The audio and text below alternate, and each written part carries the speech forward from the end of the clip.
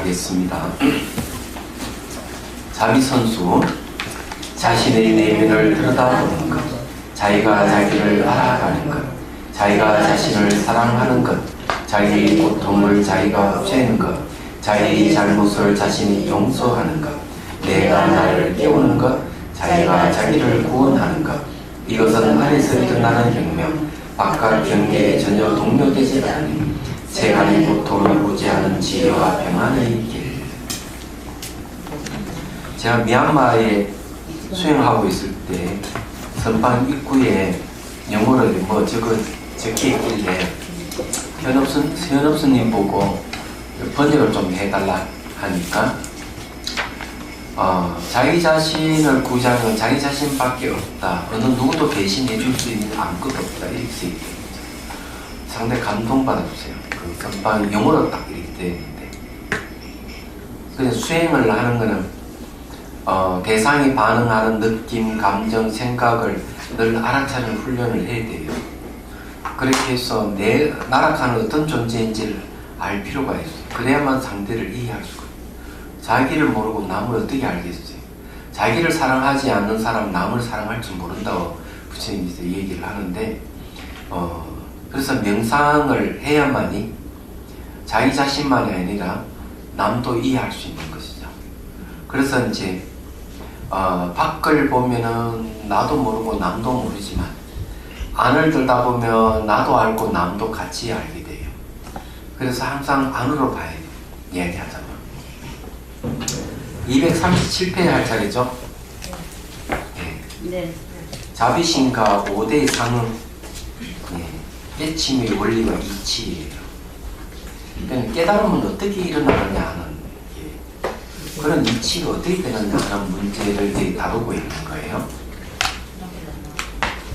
자, 한번 읽어볼게요. 자비손의 자비심이 5대를 활성화시키고 질적 변화를 일으키는 바탕이 되는 것은 모모의 5대가 자비심과 같이 그 근원이 마음이기 때문입니다. 그러니까 이것이 자비심하고 5대는 같은 마음이라는 얘기예요. 그래서 5대와 자비손은 서로 상응합니다. 이는 곧 마음과 5대의 생명 에너지는 분리될 수 없는 하나라는 사실을 말하는 것입니다. 여기서 이제 생각나는 있는데 그 하은경 도맹품유만 이런 얘기가 있어요. 초발심시 변정각이라는 말이 있습니다.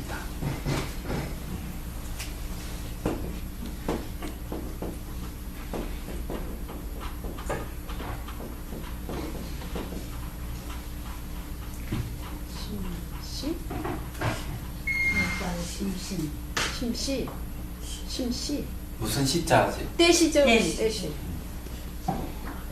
떼신자 이거요? 네, 저입니다.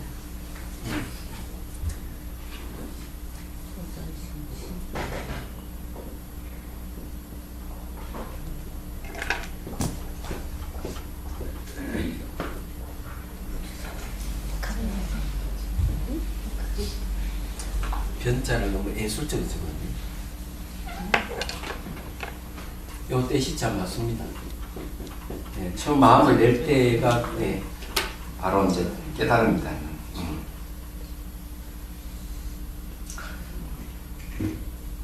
그런데 이제 이걸 얘기하려는 이유가 뭐냐면, 자, 처음 마음을 낼 때 바로 깨달음을 얻는다는 게 가능할까 하는 게 있어요. 그렇죠, 그죠? 자, 처음 마음을 내는 거는 처음이고 정각은 끝이거든요. 말하자면 마음을 내는 처음과 정각을 이루는 그 끝이 바탕이 뭘까? 아시는 분 계세요? 공성, 마음 두 개 들어있는 똑같은. 네? 마음이 똑같은 거죠. 처음 마음. 처음 마음을 내는 것도 마음이고 정각을 이룬 것도 마음. 같은 그 바탕이 마음이에요. 그래서 어떻게 해서 처음 마음을 내는 순간 바른 깨달음을 이룰 수가 있는가 하고 우리 의심을 하지만 바탕이 같은 마음이기 때문에 가능하다는 얘기예요. 이걸 이제 제기하신 분이 아이고 또 잊어.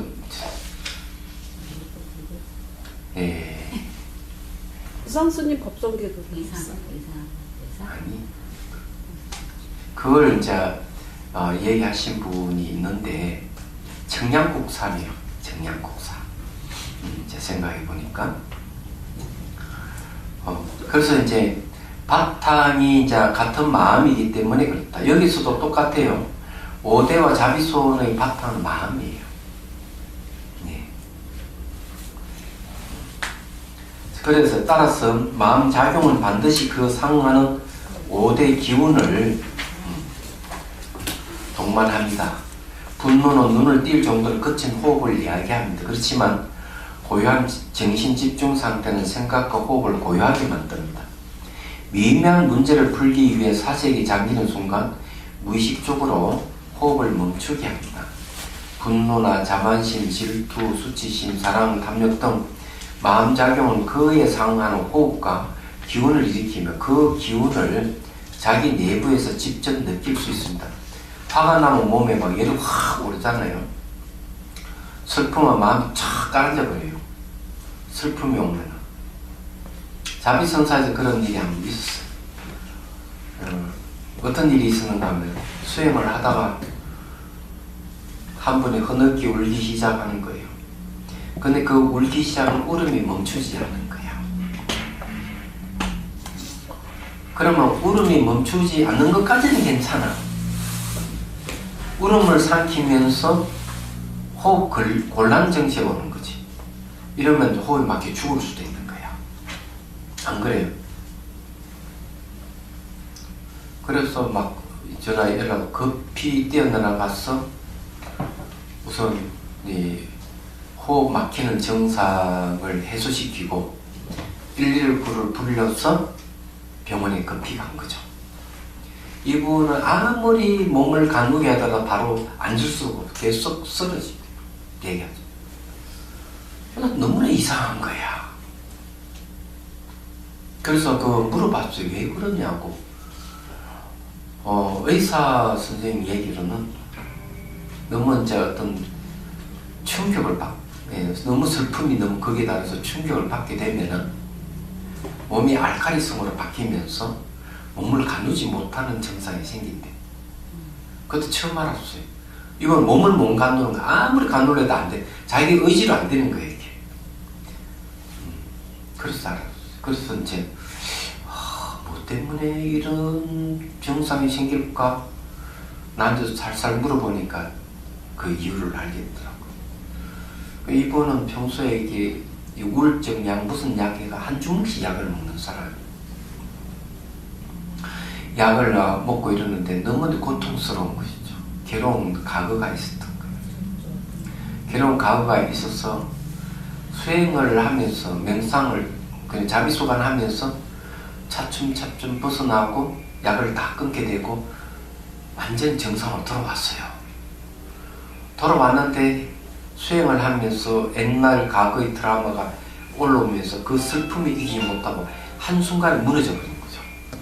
이분이. 수행 체험은 분명하게 있는데 그리고 이제 병원에 한번 갔다가 돌아왔는데 그때부터는 이제 다시는 그런 증상이 안 생기고 이제 가끔 선사에 수행하러 옵니다. 오는데 사람을 한 사람 건진 거죠. 얘기하자면 그런 거거든.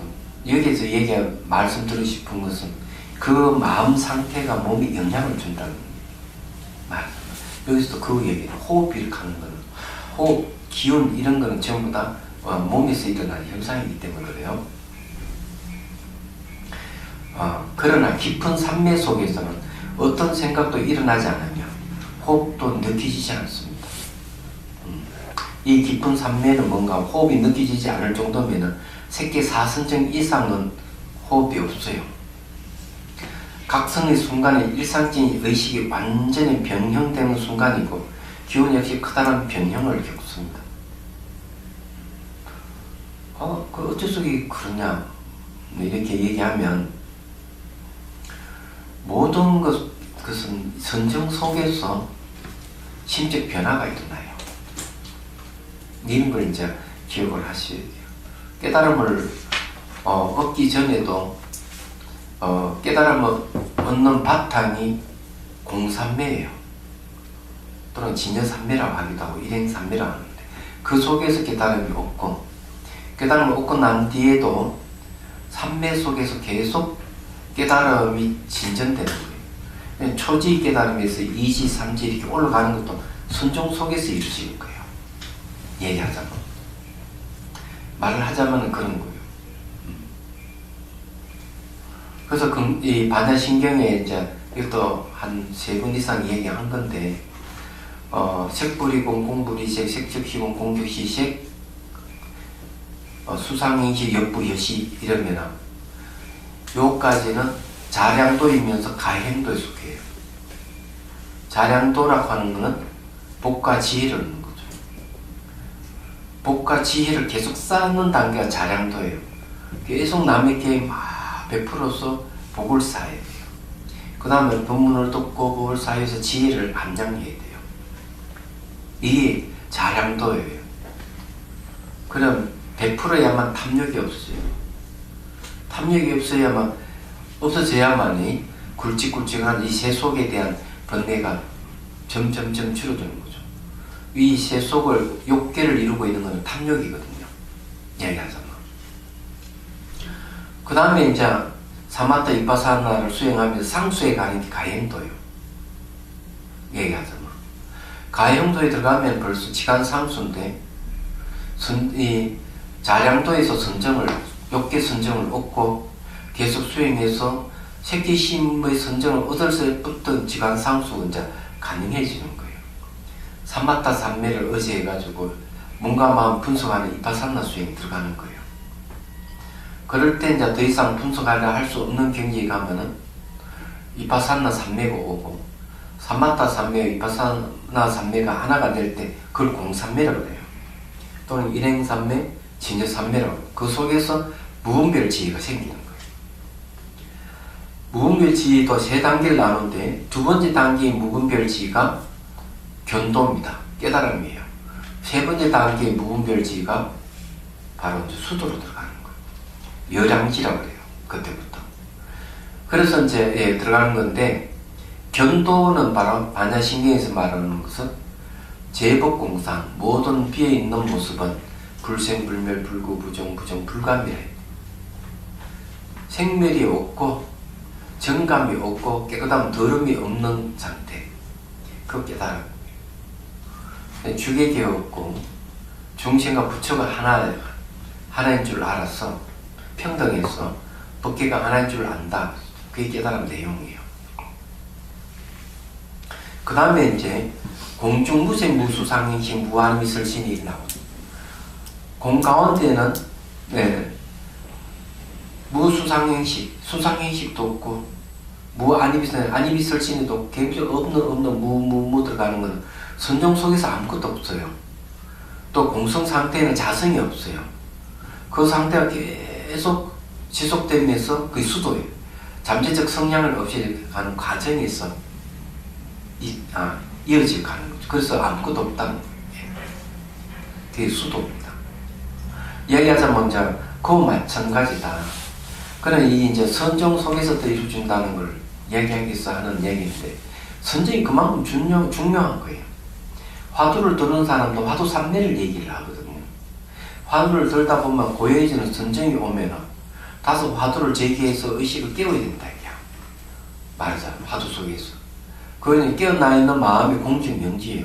안감하게 텅 비어있지만 실흥설이 아는 암이 남아있는 상태에 가는 거죠. 그렇게 돼야 먼저 깨달음이 멀지 않다고 나홍선사가 얘기를 하고 있죠. 자, 마찬가지예요. 그래서 여기서도 이제 선정이 된 얘기를 하자면 그렇다는 거예요. 자, 그 다음에 이와 같이 모든 기분과 생각은 단순하든 복잡하든 그에 상응하고 융합하는 기운은 동반합니다.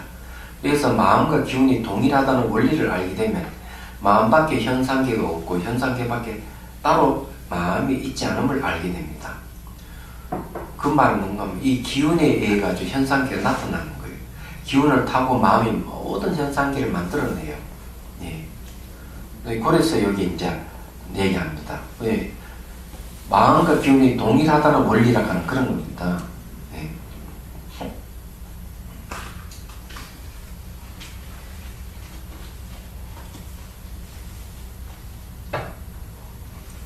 예. 마음이 기운을 타고 나타남이 현상을 일으키는 거예요. 이게 윤회와 열반, 현상과 본체 등이 분리될 수 없는 하나라는 붓다의 가르침은 바로 이를 뜻합니다. 자비손과 몸의 5대 에너지와의 관계도 이와 마찬가지입니다. 자비손은 곧 5대의 손입니다. 그래서 이제 흙의 손, 물의 손, 바람의 손 이렇게 하는 이유가 그래요. 그러면 이제 흙의 손과 부드러운 손을 만들게 되면 부드러운 손을 몸을 삼으시면 몸의 흙의 요소가 반응하게 되는 거예요. 서로 상관관계. 물의 손을 쓰면 몸이 물하고 관계된 요소가 반응하게 되고, 불의 손을 써서 몸을 쓰다 보면 몸에 불 기운이 상해서 일어나는 거예요. 얘기하잖아. 그래서 이제 이 얘기하는 거예요. 그래서 이제 5대 요소가 자비심과 상응하에 실제 변화를 일으키는 구체적인 현상은 다음과 같습니다.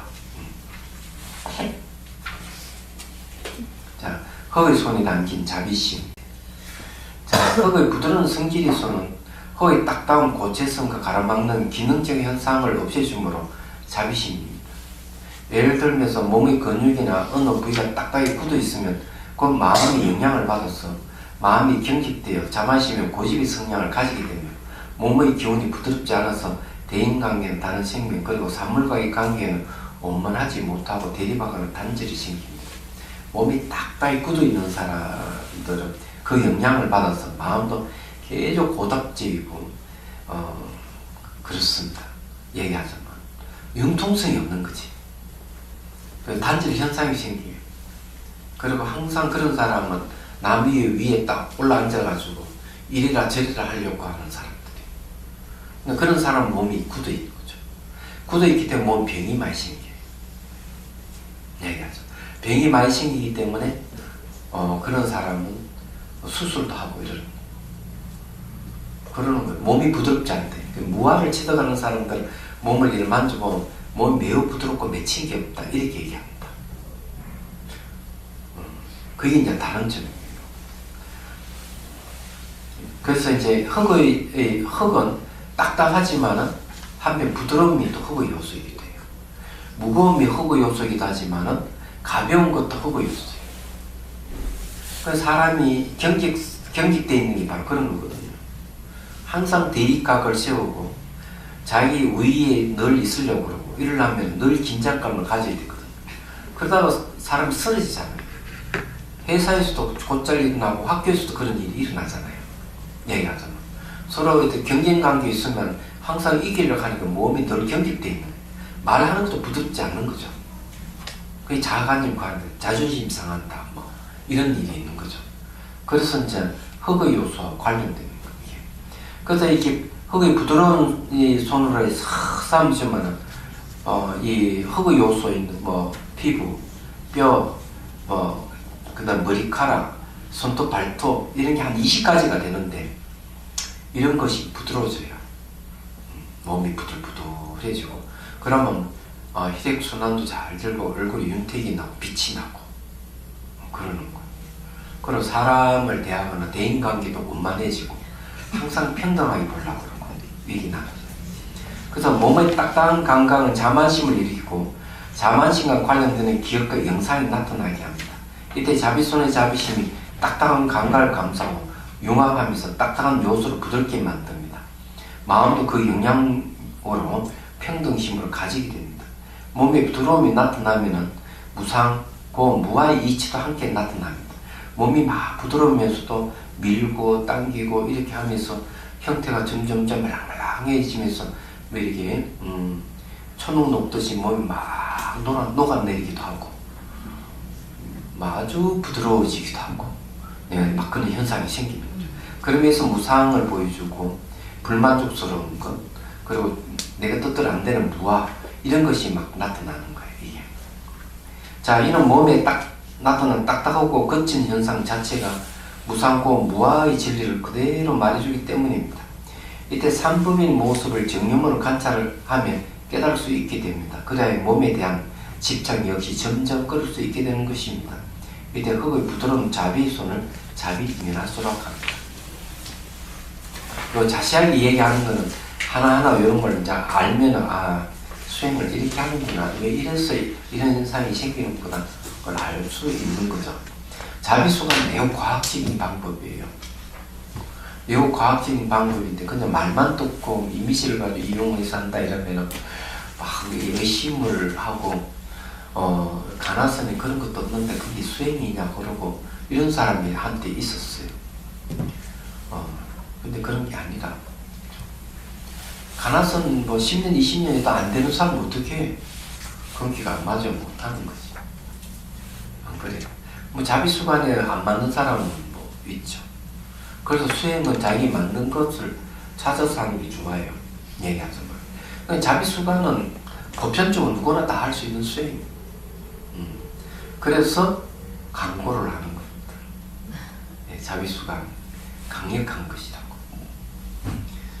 참명상 하시는 분들이 자비수관 하고 체험하면은 참명상 체험이 굉장히 쉬워져요. 자비손에 대한 얘기를 하나 하죠.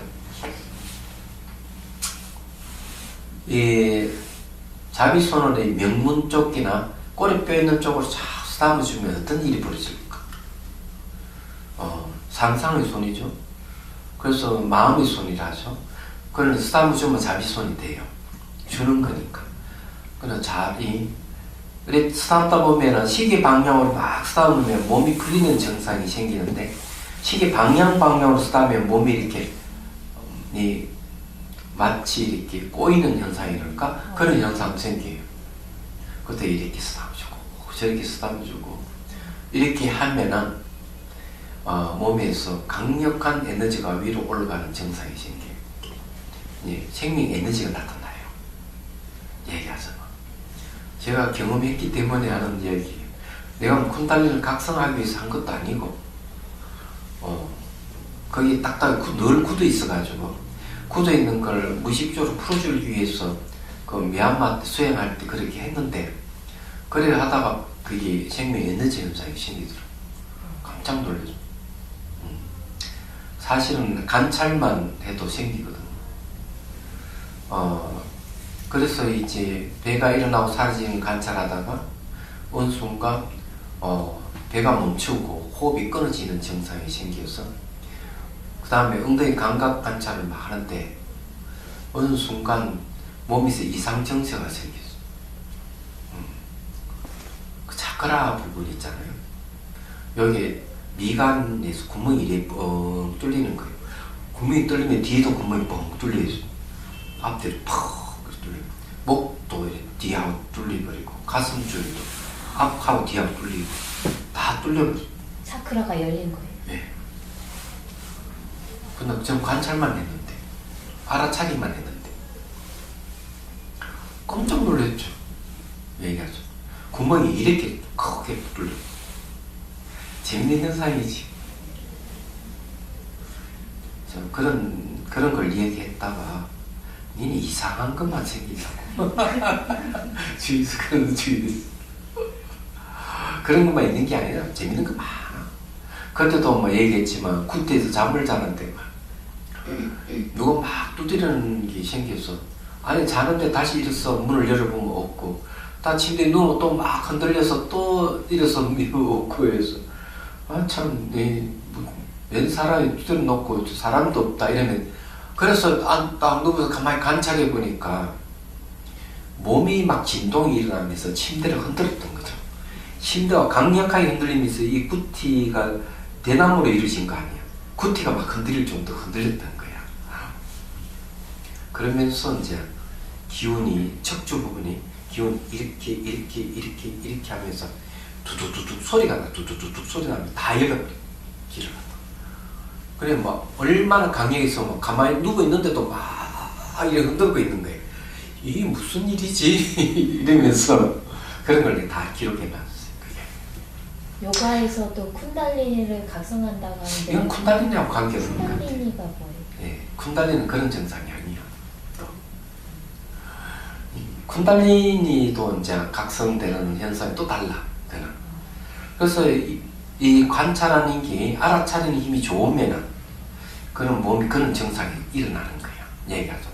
의도하지 않는데 그러면서 몸이 막 건강해지기 시작한 거죠. 그때는 몸이 엄청 아프고 안 좋고 이랬는데 그는 인내심을 갖고 계속 수행하면서 무상보 무아를 관찰하는 게 게을리하지 않고 있었던 거지. 근데 일단 뭐 신비한 체험을 많이 했지만은 그런 건 다 현상이 지나지 않아. 현상이 지나지 않는다가 한번 지나면 끝이야. 얘기하자면. 그렇기 때문에 단말을 보는 게 제일 중요한 거예요. 알고 보면. 그래 지혜가 생기는. 근데 그런 현상은 현상일 뿐이죠. 근데 그거 매여 있으면은 안 되는 거예요. 지혜가 개발이 안 돼요. 그런 재미있는 현상들이 많이 생겼다는 걸 이제 말씀드리는 거예요. 수행하면은 별것 다 나타나니까. 이제 240페이지. 물이 손에 잡아간 당긴 자비심. 물의 유동성과 촉촉하게 저어드는 기능은 대상이 스며들어 대상을 수용하는 성품이 있습니다. 물의 기능은 상대를 배척하는 분노의 마음을 없앱니다. 예를 들어 상대방으로부터 인격 모독적인 말을 들었을 때 감정이 치밀어 올라와 파도치듯이 격렬한 분노가 일어납니다. 분노로 인해 몸의 기혈이 막히고 가슴 부위에 통증이 일어나면 위, 간 등이 상하게 됩니다. 이때 물에 촉촉하게 스며드는 수용성을 살린 자비손을 만들어 몸에 자비심을 넣어주면 몸은 이완 반응을 일으키고 편안해집니다. 물의 요소 영향으로 과거에 있었던 분노, 원망, 난폭함 등 기억들이 떠오르고 영상으로 나타나기도 합니다. 이때 자비손의 자비심이 분노를 일으키는 물의 요소를 감싸 안으면 질적 변화를 일으킵니다. 분노의 마음의 용서와 간용의 마음으로 바뀌고 사랑하는 마음이 일어나면서 몸에 막힌 기혈이 열리게 되고 통증이 차츰 사라지게 됩니다. 이 물의 손을 자비 감로수 또는 자비 팔공독수로 하며 또한 자비심이 다른 이름입니다. 물을 부어주는 거죠. 물을 정수리로 이렇게 물을 쭉 부어주는 겁니다. 그러니 이 물이 여기에 이제 자극을 해가 물이 흘러내리잖아요. 그럼 여기 딱 자극하게 되면 여기에 막혔던 게 쫙 열려요. 그거는 이제 이런 체험적인 사실이기 때문에 얘기를 하는 거예요. 걸어갈 때도 똑같아요. 걸어갈 때 의식을 정수리에 두고 걸으면 계속 걸으면 여기에 막혔던 정사에 싹 풀어지는 거예요. 여기에 이제 의식이 딱 두면 의식이 있는 곳이 항상 기운의 흐름이 있다고 그러잖아요. 그러면 이 해운부에서 위로 올라가는 기운이 쫙 올라가요. 의식을 여기 두면. 그럼 여기에 가슴에 막혔던 걸 뚫고 올라가고 또 위쪽은 열어 제치는 거죠. 그래서 쫙 올라가면 이게 쫙 펴지는 거예요. 얘기하잖아. 그래서 이제 편안해지는 현상이 생겨요. 그리고 호흡 곤란증세 싹 사라지죠. 그리고 의식을 손가락, 발가락, 머리 끝에 동시에 두고 걸으면 심장이 굉장히 거칠게 움직이다 보면 아주 부드럽게 되는 거죠. 그래서 고산지대에 쭉 가도 몸이 가벼워서 쉽게 넘어갈 수가 있는 거예요. 얘기하잖아. 그래서 이 극기 명상을 할 때 의식을 어디에 두고 하느냐가 달라요. 그 능행보살이 바로 이제 그런 걸 체험하게 됩니다. 2800고지 점수면서 막 호곤란증세, 통증, 이분은 그 판막정체가 있고 부정맥이 있는 사람이에요. 생각한 거죠.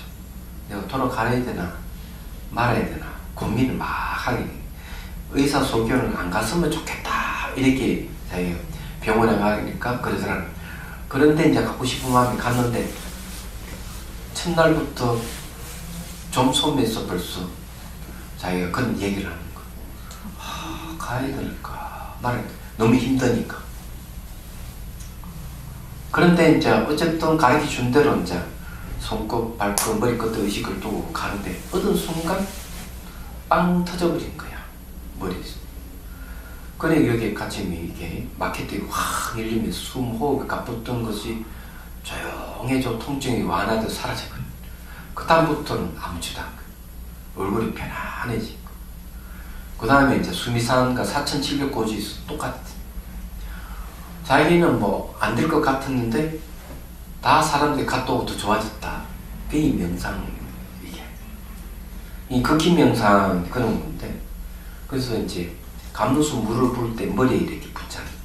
나중에 여기 구멍이 열려 있다고 생각하고 머리에 쫙 부어주고서 밑으로 쫙 흘러내리는 거죠. 이렇게 멀리 흘러내리는 보면 가벼워진 거 알 수가 있어요. 이게 말하자면 속으로 이렇게 물이 들어가야 돼요. 목판에. 근데 그런 것은 제가 개발한 게 아니에요. 전혀 아니고 달라이라마 스님 법문 듣다 보니까 옛날부터 그런 방법이 있었다 하는 사실을 알게 됐지. 얘기하잖아. 그러면서 딱 이렇게 얘기해. 이거 비밀 불교니까 절대로 얘기하면 안 됩니다. 딱 그러시는 거야. 그럼 나는 딱 고민이 돼. 그 얘기 듣고. 아, 이건 내 관데. 그래서 그걸 잘 안 씁니다. 정수에 물을 부으라는 말 잘 안 하죠. 아니, 너무 그 말에 걸려가지고. 그냥 물을 그냥 부어서 이렇게 흘러내리도록 이것만 해도 충분히 돼요. 충분히. 그래서 제가 그 2003년도에 이제 인도 달람사에 살 때, 그 봄에 2002년도 가을에 가가지고 2003년 봄 됐어. 그때 이제 달라이라마 스님의 법문이, 존자님 법문이 있다고 학생들이 찾아와서 스님 법문 들으셔야 됩니다.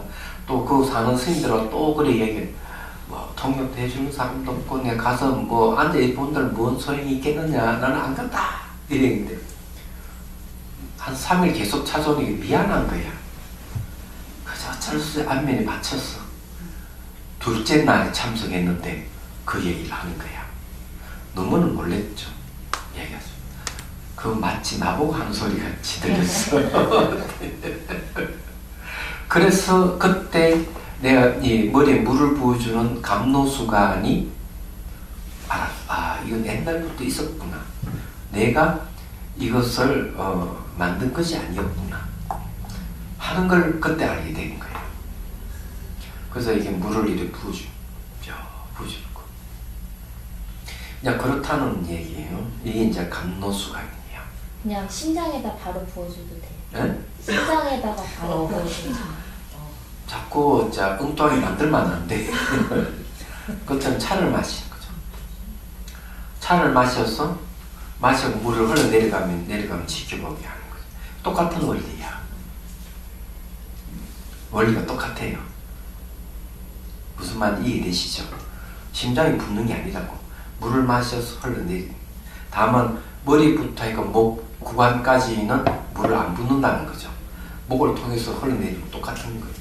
그래서 색향미 감노차 맹사는 그 원리예요. 이해가 되십니까? 그래서 그냥 하는 게, 그래서 상상으로 차를 마셔도 효과가 있는 거예요. 그래서 어제 동대에서 제가 그 강의했잖아요. 손끝, 발끝, 머리 끝에 두고 차를 마시기 해서 몸에 흡수되는 걸 하라고 하는 거. 그 원리입니다. 자비수관의 감로수관 원리예요. 얘기하자면. 그렇기 때문에 근거 없이 하는 건 아니에요. 그 변형은 좀 변형시킨 것이죠. 원래는 여기 해야 되는데 이렇게 해서 이렇게 하는 거죠. 말하자면.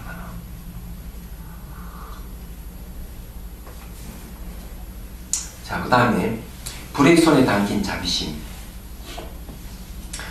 불의 뜨거운 열과 태우는 성질의 영향을 받은 마음은 곧 탐욕을 일으키게 되고, 대인관계는 탐욕으로 인하여 단절이 일어나며 몸의 기혈이 막힙니다. 물의 요소와 관계되는 것은 분노인데, 이거는 불은 탐욕이에요.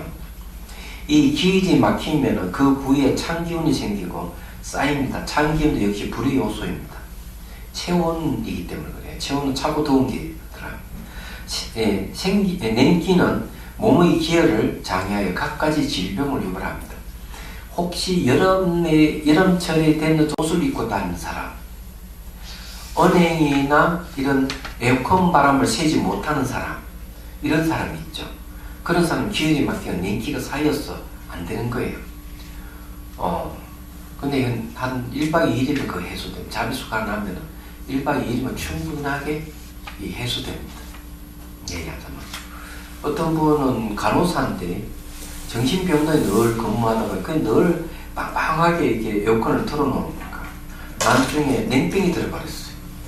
냉병이 들어가고 온갖 약을 써도 안 되는 거야. 그리고 자비성사에 와가지고 자비소란 수행을 하고 그 병에서 탈출하고. 그런데 이분 얘기는 한 달 내내 몸에서 냉기가 흘러나오는 거예요. 끝없이 한 달 내내 그랬대. 그러고는 이제 완전히 몸이 이제 냉기가 사라지고 좋았어. 양보도 안 되고 아무도 안 되는데 냉병 걸리가 뭐 몇 년을 고생했는데 한 번에 해결해 버렸어요. 얘기하죠. 자, 그 다음에 봅시다. 이것을 치유하는 방법으로 불의 따뜻한 손을 만들어서 몸의 냉기, 탐욕과 탐욕의 기억, 그리고 그 영상을 자비심으로 감사하면서 녹입니다. 그러면 탐욕의 마음이 남을 도와주는 마음을 질적 변화를 일으키고 몸의 냉기가 사라지면서 기혈의 상호 소통도 원활해집니다. 몸이 열리면서 마음도 따뜻하게 열려 얼어붙었던 대인관계가 풀어집니다. 이런 불의 소원을 자비 태양수, 자비 강명수라고 합니다. 방법은 어떻게 하는가 하면 손바닥에 태양을 연상해서 붉은 태양을 연상해서 수담을 때 적적될 때마다 불이 일어난다고 상상하면 돼요. 불은 지혜의 불로 생각해서 이 탐욕을 소멸시킨다고 이렇게 생각하면 돼요. 그래 수담을 때마다 그래 안 그러면 따뜻한 온기로 사용해서 수담하면 돼. 상상의 손으로 그래서 수담으면은 이제 됩니다. 그럼 자비심이 생겨요. 그래서 몸 냉기가 막 빠져나오죠. 우슬우슬 춥고 이런. 그러는데 몸에 쌓였던 냉기가 빠져나오는 거. 그러면서 몸이 아주 정상, 그 다음 정상 나타나는 몸이 이제 가벼워지기 시작하는 거예요. 예. 이게 자비 태양수입니다. 한 3분 정도만 해보죠.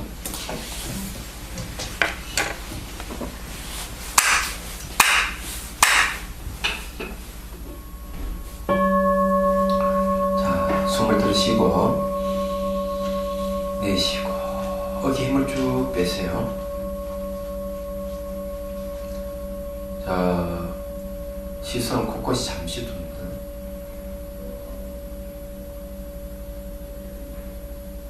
눈을 감고 가슴에 하얀 눈꽃봉오리 쭉 솟아서 정수리 활짝 피는 걸 상상해 봅니다. 자, 그 연꽃봉오리 위에 어머니 앉아 계신다고 생각이 들고 아버님 앉아 계신다고 생각이 들고 또는 관자재보살이 앉아 계신다고 생각이 됩니다. 미소를 띄고 딱 앉아 있고요. 그리고 연꽃이 한 20cm 쭉 자랄 때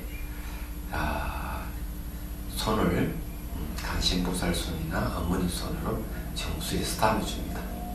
손바닥은 붉은색의 태양이 있다고 생각하고 뜨겁습니다. 자, 부드럽게 쓰다듬어 줍니다.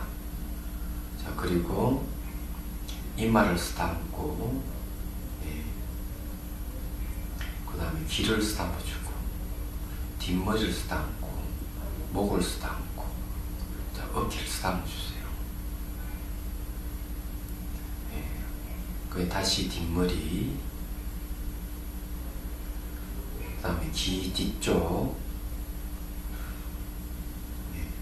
그 다음에 이마, 눈썹, 눈, 네.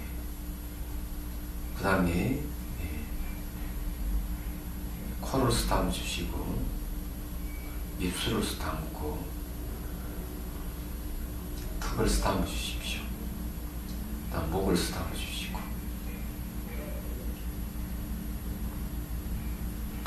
자, 그 다음에 이제 등 쪽에 척추 있는 부분을 쭉 이렇게 내려가면서 쓰다듬어 주십시오. 예, 예, 내려갔다 쫙 올라오고 그 다음에 아카섬으로부터 쭉 쌓으면서 배 쪽을 쭉 단전까지 내려갑니다. 쭉 쌓아 주시고 저 왼쪽 팔을 쭉 한번 손가락 끝으로 쭉 쌓아 주십니다. 그냥 굉장히 빠르게 합니다. 그러면서 접촉될 때마다 불이 일어나는 걸 상상하십시오. 뜨거운 불이 쫙 일어난다고 상상을 해봅니다.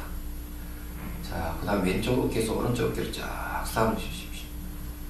손가락 쪽으로 쭉 쌓고 손가락 끝도 쓰다듬어 주시고, 그 다음에 이제 겨드랑이, 왼쪽 오른쪽 겨드랑이 두 손을 쭉 허리가 쫙 내려갔다 올라. 자, 다시 쭉 내려갑니다. 자, 왼쪽 허벅지부터 쭉 쓰다듬으면서 발가락까지 쭉 쓰다듬어 주십시오. 일어날 때 쓰다듬어 줄 때마다 불꽃이 쫙 일어나는 걸 상상합니다. 그리고 이제 발바닥, 발등 다 쓰다듬어 주고 발가락 끝도 쓰다듬어 주십시오. 그리고 다시 쫙 올라옵니다. 그 다음에 이제 오른쪽 허벅지를 쫙 쓰다듬어 줍니다. 두 손을 아주 부드럽게 쓰다듬을 때 불이 쫙 일어나는 상상하면서 발등, 발바닥을 쫙 쓰다듬고 발가락 끝도 쓰다듬어 주십시오. 그 다음 쫙 와서 다시 허벅지로 올라옵니다. 그리고 이제 엉덩이를 쫙 쓰다듬어 주십시오. 그리고 이제 척추 부분 뒤에도 쫙 쓰다듬어 쫙 올라옵니다. 또 배 쪽으로 한번 쫙 올라오고요. 그리고 다시 왼쪽 오른쪽 한번 쫙 쓰다듬어 주시고 목을 쓰다듬고 불이 확 일어난다 상상하시고 뒷머리와 앞 얼굴을 쫙 쓰다듬어 주시고 정수를 쓰다듬어 줍니다. 그리고 숨을 한번 쭉 들으시고 내쉬고 천천히 이제 눈을 뜬다.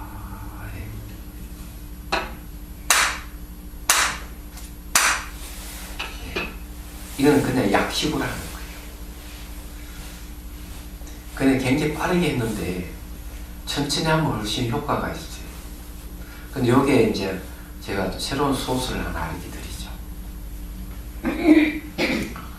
손가락하고 발가락을 많이 쓰다듬어 줘야 되는데 특히 엄지손가락하고 엄지발가락을 많이 쓰다듬어 주셔야 돼요. 평소에 자비수각을 약식으로 할 때는 발가락 하나 쓰다듬어 주고 손가락 하나 쓰다듬어 끝을 쓰다듬어 주는 것으로 마무리할 수 있습니다. 정수리하고 손가락, 발가락 이것만 딱 해도 효과가 있어요. 몸이 생기 확 돌고 피로감이 사라집니다. 이건 한 1분도 걸리지 않아요. 딱 해보면. 그래서 1분 명상, 3분 명상으로 딱 적당해요. 이걸 한번 해보면 몸이 막 열이 확 올라오고 몸이 쫙 가벼워지고 그런 증상이 생깁니다.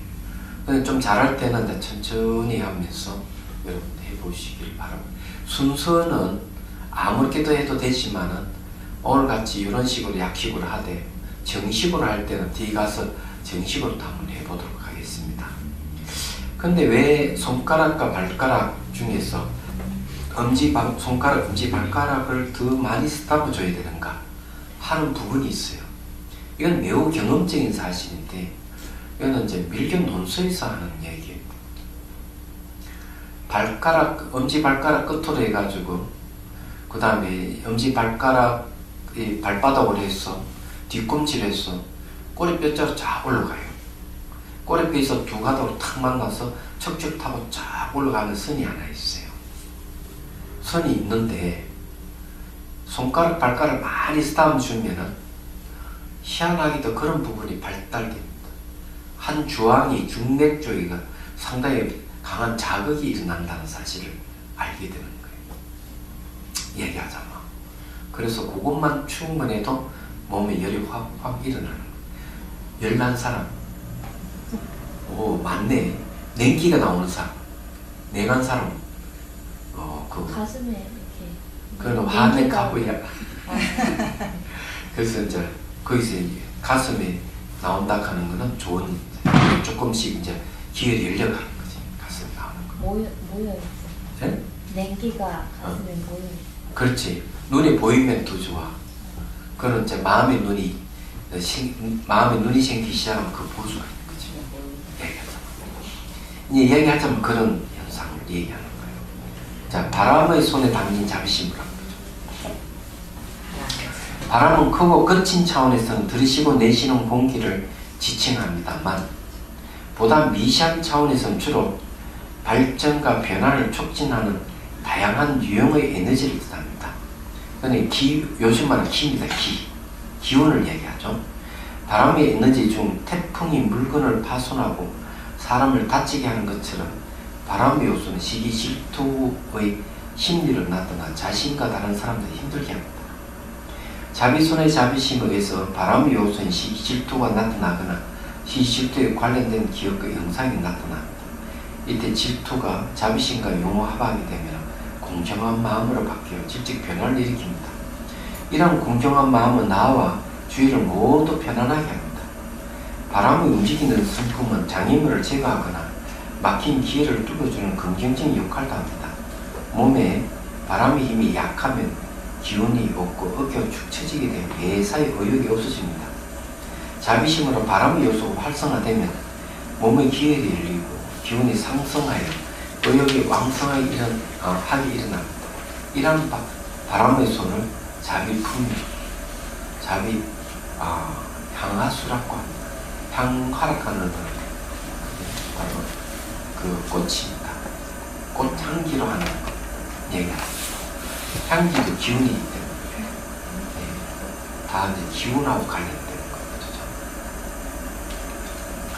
근데 여기 이제 수행을 하다 보면 굳이 자비손을 쓰지 않더라도 비파사나 수행할 때도 나타납니다. 바람 요소 강력할 때는 얼만큼 강력하게 나타나느냐. 이 태풍이 불어가지고 싹 쓸어버리듯이 우리가 실제 태풍이 불어도 몸에 태풍같이 그런 바람이 불어요.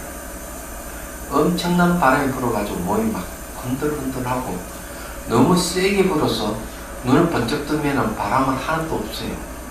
그런데 몸에서 막 바람이 부는 거예요. 이건 제가 경험한 거예요. 그래서 이 태풍 불듯이 부는 바람, 이것이 왜 이렇게 강력하지? 그래서 제가 알았어요. 제가 몸이 안 좋았거든요. 몸이 안 좋은 사람에게 강력한 바람이 불 수가 있다 하는 제 경험상. 그래서 이게 있으면 몸에서 바람이 생생 불고, 그래서 이거 미얀마 그 수행지에서 앉으면 그 말마다 바람이 불어서 하면 태풍 불어요. 태풍 맨날 며칠 그거 가더라고요. 맨날 며칠. 처음에는 바람이 그래 강하지가 않아요. 바람이 강하지는 않았지만 앉아있으면 막 몸을 앞뒤로 막 흔드는 거죠. 앞뒤로 흔들면 계속 흔들리니까 야, 이게 뭐 귀신이 들어가지고 흔드는 거지. 근데 아무도 살펴봐도 귀신 한 놈도 없고 계속 흔들리는 거예요. 이렇게 계속 흔들리니까 이 바람이었어. 옛날에 연병하다니. 그 나만 그럴 줄 알아. 나중에 막 그 몸을 흔드는 사람이 몇 명 있었어요. 그 다음 몸은 흔들지 않는데 몸에 엄청난 태풍이 부는 그런 증상도 맨날 며칠 갔어요. 그럼 저는 수행하면서 별 체험을 다 한 사람이에요. 그래서 수행자들이 그런 얘기를 하면은 다 내가 경험적으로 알기 때문에 어떻게 해야 된다 하는 걸 알려주죠. 그런 게 중에 이제 뭔가 하면 바람의 요소는 가장 잘 보여주는 게 뭐냐, 무상을 가장 잘 보여주는 거예요. 거기에 이제 판디타 큰 스님도 그 얘기를, 바람의 요소는 무상을 가장 잘 보여주는 것이다. 그래서 태풍이 불고 몸에 막 흔들리 진동이 일어날 때 이건 이제 과거는 지나갔었고 미래는 오지 않았었고 현재는 머물지 않는다는 걸 확인해 관찰하실 때, 일어나고 사라지, 바람의 요소 생겼다 사라지는 관찰을 해주실 때, 이게 이제 수행이. 그러면 이제 단말을 체험할 수 있는 거. 다른 말은 어떤 현상이든 다 적용이 가능한 걸 얘기하는 거예요. 몸이 무상하고 집이 무상하고 국토가 무상하고 지구가 무상하고 우주가 무상하잖아요. 무상은 변하는 거잖아요. 그러니까 이게 다 적용되는 건 전부 다 진리라고. 그런 걸 발견하는 거지. 그래야 자기 고정관념이 깨질 거 아니에요. 그래서 이 바람 요소가 그런 역할을 하는 거예요. 말하자면 제가 자비손이라는 방편을 이 떠올린 것은 전부 다 하은경이 나오는, 하은경의 10가지 마음손에서 그 모티브 온 거예요. 얘기하자면 제 창작품이 아니에요. 알고 그것을 이제 방편으로 쓴 거죠. 이렇게 쓰다듬어 줘요. 그럼 나타나는 현상을 관찰하는, 그냥 관찰하는 건 참 지루해요. 그래서 거기에 이제 그 이평래 교수님이 딸이 거기에 이제 달람살레 제가 살 때 델리 대학 심리학과에 다녔어요. 거기가 대학원 그걸. 그러면서 가끔 달람살레와 고에 이파산 선센터가 있어요. 거기서 이제 수행하고 이러다가 한 번씩 들려서 얘기하고 가는데 한 번은 그런 얘기를 하는데 그 외국인들이 수행을 하면서 한결같이 하는 얘기는 이파사나는 좋긴 참 좋은데 지루하다. 계속 지켜봐야 되니까 지루한 거죠. 현상이 빨리 나타나면 지루할 새가 없는데 맞아. 그런 얘기를 하는 거죠. 근데 이 자비손을 써서 스타무 주고 물을 부어주고 이러는 것 자체가 벌써 현상이 접촉해서 현상이 나타나니까 지루함이 훨씬 줄어드는 거죠. 관찰하기가 용이하고 자비수관이 좋은 점이 그런 점이에요. 얘기하자면 그냥 관찰하는 것보다는 도구를 사용하는 거죠. 말하자면 그래서 자비수관이 나온 거예요. 자, 5번 허공에 손에 담긴 자비심이죠. 허공은 곧 공간입니다. 신체 내부에 비어있는 구멍이나 관 등을 뜻하며 공간 입자라고 합니다. 혹은 무지를 일으킵니다. 그러나 또 한편으로 허공의 형상 없는 그림 없는 자비의 성품이 몸의 공간과 융합하면서 질적 변화를 일으킵니다. 대상을 인식할 수 없어 무지해지는 것을 막아주고 허공 속의 마음이 매 순간 차별로 변하는 현상을 알게 하여 변화 속에 지속되는 실체나 자아 없음을 명확하게 깨치게 하는 지혜를 일으킵니다. 이 허공의 특성은 뭐냐면 분별심을 없애줘요. 허공은요. 네. 이 분별심을 없애주기 때문에 재밌어요. 이걸 호공삼매란 말도 있잖아요. 호공삼매. 호공을 궁극으로 여기지는 않아요. 호공 자체의 성질은 인식 대상이 없는 걸 호공이라고 해요. 그렇지 물질적인 현상을 근거로 해서 호공이 나타나기 때문에 호공이 궁극이 아니라고 보는 입장이에요. 얘기하자면. 그래서 이제 얘기를 하는 겁니다. 자, 그 다음에 그래서 호공소의 마음이 매 순간 찰나로 변하는 현상을 알게 하여 변화 속에 지속되는 실체는 자아가 없음을 명확하게 깨치게 하는 지혜를 일으킵니다. 그래서 걸림 없는 허공의 손을 만들었으면 마음이 걸림이 없는 지혜와 해타하는 자비심이 됩니다. 이와 같이 몸속에 숨어있는 고체, 액체, 기체, 유동성, 기체, 호응성의 에너지를 이끌어내기 위해서 그에 상응하는 부드러운 손, 맑게 깨끗하게 수용하는 손, 따뜻한 손, 발로 밑의 손, 에너지 손, 텅 빈 자비손을 쓰면 됩니다. 자비심의 자비손에 반응하여 나타나는 지수화풍 공의 에너지는 5 감각기관이 청경이지 몸의 변형을 가져옵니다.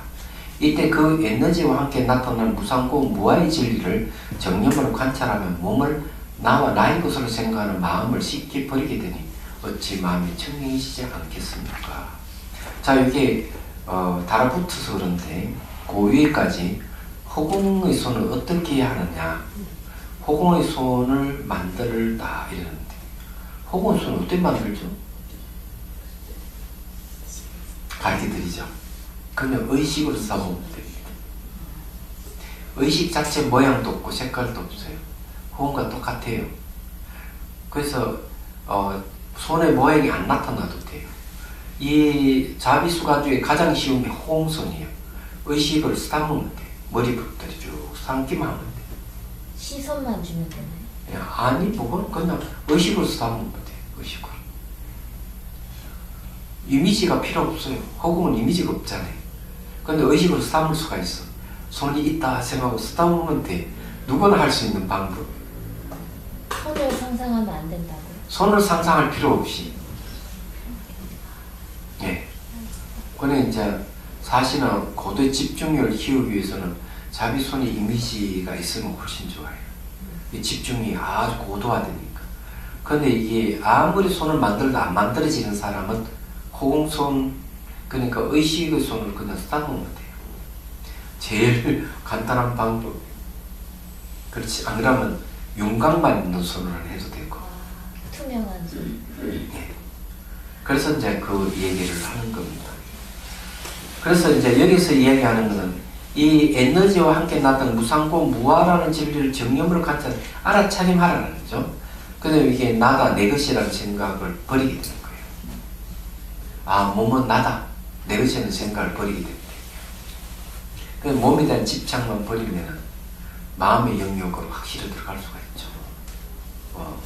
이건 내용이 그런 내용, 옳은 내용이 아니에요. 쉽죠, 그죠? 질문하십시오.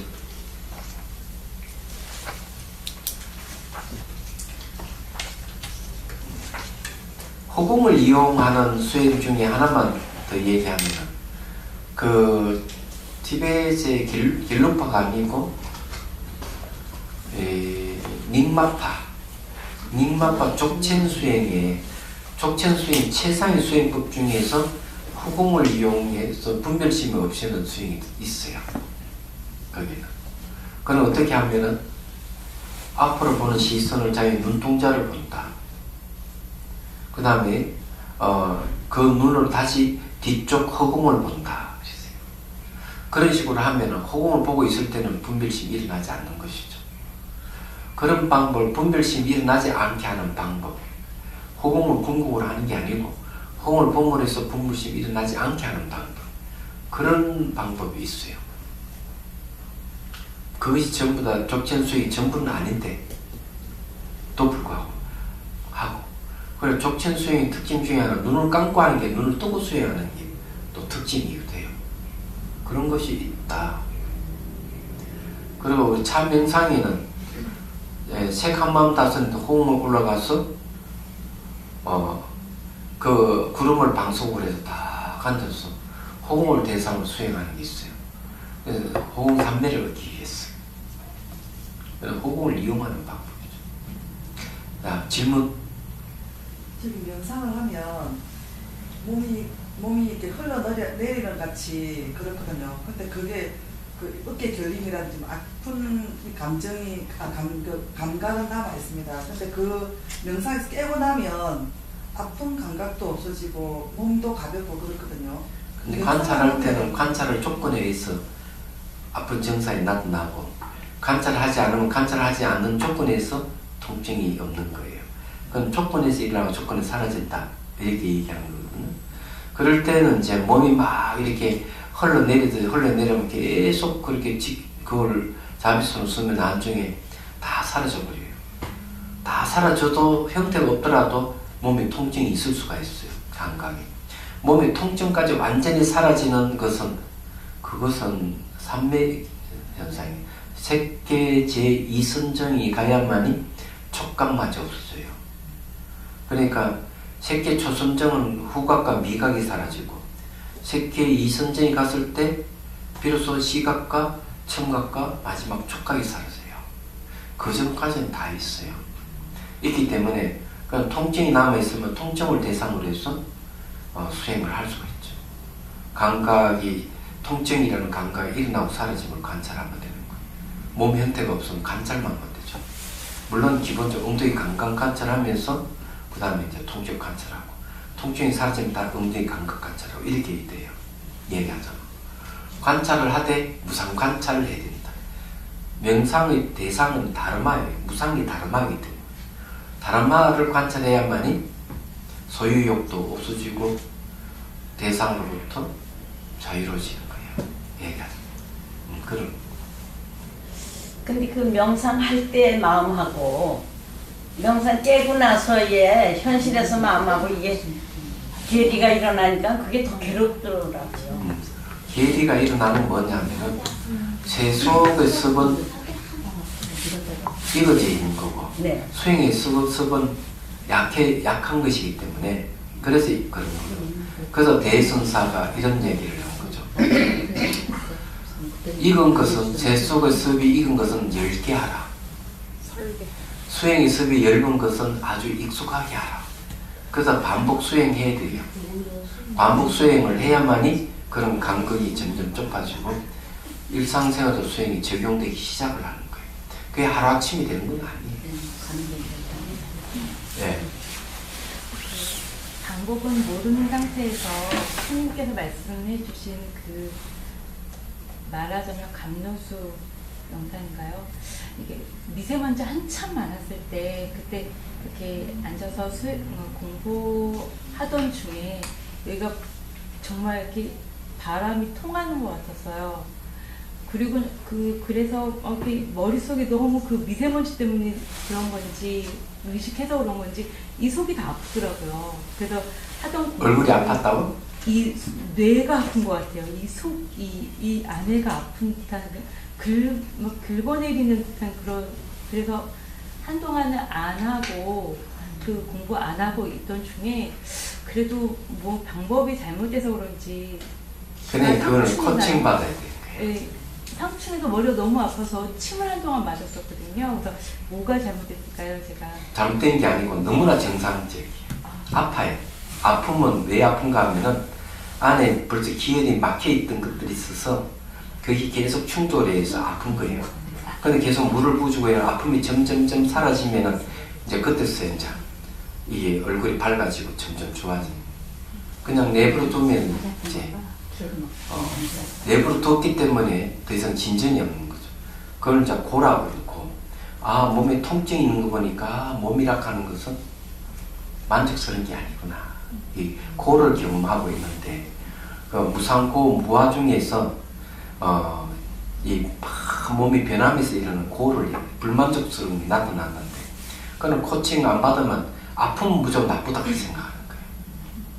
지금이라도 다시 하면 그 증상이 또 나타날 거예요. 그래 계속 감노수를 부어주면서 그 아픔을 관찰하셔야 돼요. 안 죽으니까 걱정할 필요는 없고, 관찰. 아픔을 일으킨 주체가 있느냐 없느냐 살펴봐야 되거든요. 그래서 지나간 아픔은 돌아오지 않고, 미래의 아픔은 오지 않을 수 없고, 현재의 아픔은 매 순간 강약 일어나고 사라지고 계속 반복할 거예요. 그러면서 그 아픔이 머물지 않는데 딱 머물러 있어야 돼요. 그거 그렇게 한번 해보십시오. 그렇게 물을 부어주면 그렇게 하면은 집중력이 엄청 좋아지고, 통증이 막 극에 달한다 하더라도 이 알아차릴 마음은 바뀌지 않는다 하는 것도 나중에 알게 되고, 그러니까 그걸 해보시라고. 그래서 코칭을 받는 거예요. 사람은 아프고 이 상황이 나타나고 이게 잘못됐고 다 그만두 버리잖아요. 그러니까 이제 안 되는 거지. 코칭을 안 받으니까 그것이 잘못된 것인 줄 알고. 스님, 구름 위에서 오색차 명상을 한다고 하셨는데요. 그게 허공산매를 얻기 위한 명을 하셨잖아요. 네. 그게 분별심 없애기 위해서 하는 네. 건가요? 그것도 하나의 종류예요. 그렇지만 또한 지혜를 얻을 수도 있어요.